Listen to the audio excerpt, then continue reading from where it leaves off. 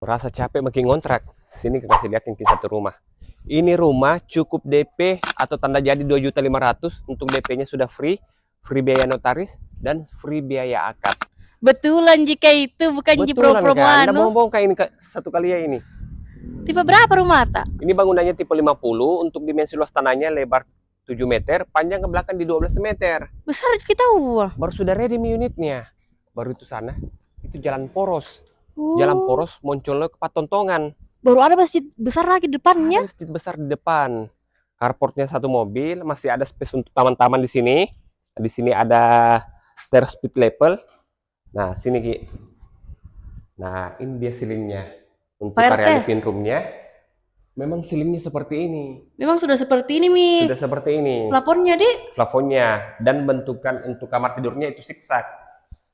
Nah, Itu. kamar tidur pertama di sini ada satu buka jendela. Terus instalasi colokan AC juga sudah disediakan. Ih, Masya Allah. Oke, kita bergeser ke sini. Nah, ini ada kamar tidur kedua. Baru yang saya suka tuh Pak RT, karena dia besar-besar ke kamarnya dan silingnya tetap tinggi di dalam kamar.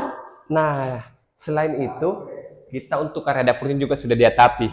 Oh, sudah jadi. Sudah jadi tidak usah mungkin lagi renovasi dapur. Tapi kenapa yang bolong di atas Pak RT? Ini dudukan tandon.